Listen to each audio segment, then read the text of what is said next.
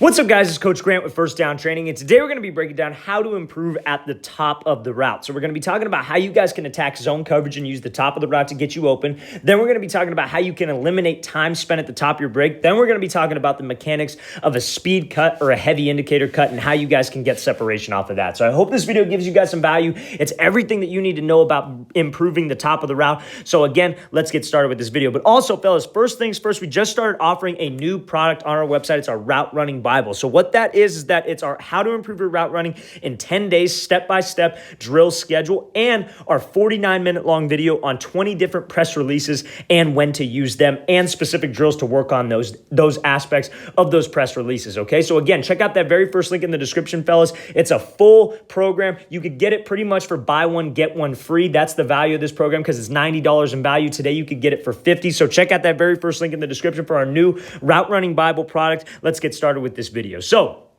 first things first here, we're looking at Justin Jefferson. He's using this rocker step as kind of like a vertical set and then snapping this thing off and running a comeback. So the main thing I want to focus on is obviously top of the route. That's what we're focused on today. So the main issue here is that this DB's in zone and he's bailing out as I'm closing the distance, right? So that's fine. That's something that I'm going to happen a lot as a wide receiver. So the main goal is to make him think what? I got to be able to make him think fade, and I got to threaten this blind spot. So you see how Jefferson uses this kind of rocker step to sell to the inside to get this DB to sit, and then I push up to this blind spot, but that's where I snap this comeback off, right? Because there are many different things you could do at the top of this break, right? So let's say I got to run a fade, and I hit him with just this rocker step. He sits to the inside, and then it's just a race to the back corner, whether the quarterback throws me the ball or whether he doesn't throw me the ball. Regardless of what it is, he felt that move, especially against zone coverage. So that's something that we got to take into factor. At the top of the route, you guys got to make things look the exact same to set up other routes going forward, because now he pushes to that blind spot. He starts to think fade. He starts to want to open up. His eyes are getting in the back pedal, or getting in the backfield, excuse me. He's turning out of this back pedal. He's thinking fade because I have speed into this break. And then what do? I'm able to snap this thing off, pivot, hook around, and then I'm able to drive out on a comeback. And we got this DB to be on that back foot. We got him to be a little off balance. And now all he can do is just run and win that race back to the ball. This is a perfect example of what making your routes at the top of the route, or making your moves at the top of the route, I should say, look the same can do for you and how you can get as much separation as possible. So we got to make sure that anytime I'm using this like vertical set right here, this is a great way to get separation against a zone coverage DB, right? So this is mainly if you're an outside receiver, right? If you're an outside receiver, you want to use this vertical set all day long. You give that move to the inside. He maybe sits on the post. I beat him to the outside. Even if your job is just to run off on the player, maybe it's a play action, maybe it's a sprint out and it's in zone coverage and your job is just to get the guy out of there, you're probably not getting the ball anyways, even though you should be expecting the ball always. But this is a great thing that sets up like a comeback in the future, a stop route in the future, anything that forces this guy to go, right? So now let's watch this thing again, full speed one more time. Great job by Jefferson using this like rocker step vertical set, snapping it off and making sure we accelerate back out of this break. Great route. So now we're looking at this route from Jerry Jeudy. So this is going to be a perfect example of why steps at the top of the break do not matter. And it's about selling vertical. It's about creating energy. It's about acceleration and eliminating time at the top of the break. So let's watch this full speed and then we'll break it down. So he comes off here, wide step release, breaks to the top of this thing, snaps it off. 5 steps, but look at the separation he's able to get. That's what we need to focus on every single time as a wide receiver. You guys should not be focused on eliminating steps when you don't have the stem down, right? 3 phases of every route. You got the stem, you got the break point, you got the acceleration phase. So the stem and the break point is what gets you open. The acceleration phase is what keeps you open, right? But you can't have that acceleration phase if I don't run full speed and create energy with the hip drop. So the entire mindset at the top of the route should be trying to get the DB to be in this position. If I could get him to think, oh crap, I don't want to get beat on a fade, I don't want to get beat on a seam, so he's running full speed, he's committed to the break, he doesn't know when we're dropping, fellas. So that's the important part. The important part of route running, the important part of the top of the break is making those breaks sudden. If you want to improve at the top of the route, improve your stem and improve your break point being sudden. It's not about steps. Everybody thinks it's, oh, I could get out of breaks in 1 step. No, you can't. It's impossible on this type of a route.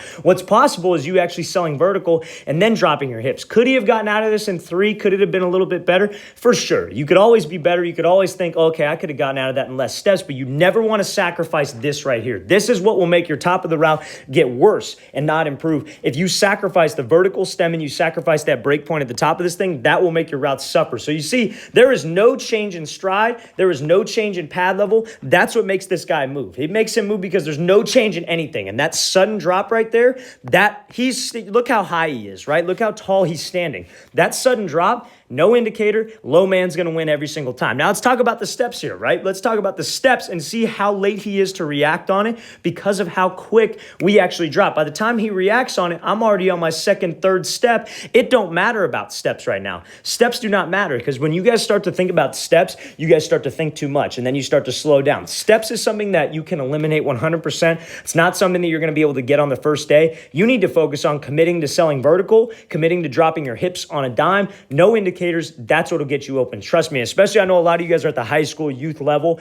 Trust me on this. A DB in high school was not ready for this type of a break. I don't care what level he's at. The guys that need to eliminate steps are the guys that are at the top of their game because DBs are also very quick. They have very quick reaction times, right? I'm not saying that's something you shouldn't shoot for, but I'm saying you need to be focused on this because this is what gets Judy open. And now let's watch what it does for him, right? Because look how explosive that drop is. Hips go down, chin to his knee. This is an explosive position where he could create some energy. It's like running a 40-yard dash. Your start wants to be like this, and then that like last 25, 30 yards, you actually want to stand up and be able to run. So now, see what this does. He snaps, pivots, hooks, fourth and fifth step. But look at that fifth step. I know you can't really tell, but you could kind of tell based off of how he's landing right here. Look at his shin angle, 45-degree angle. So what do you think he's going to do off of this? He's going to push and he's going to create some energy. Meanwhile, this DB is just now starting to break down. He's just now starting to drop his hips. But because I had a violent drop, I wasn't concerned with, okay, I'm going to slow down just to make sure that I get 3 steps and I'm out of this break smooth. That, trust me, a quarterback wants you to be in and out of this thing as fast as possible, not least amount of steps possible. Because when you slow down right before a break, a quarterback's thinking, what the hell is he doing? He's slowing down. I need him to have speed off this break.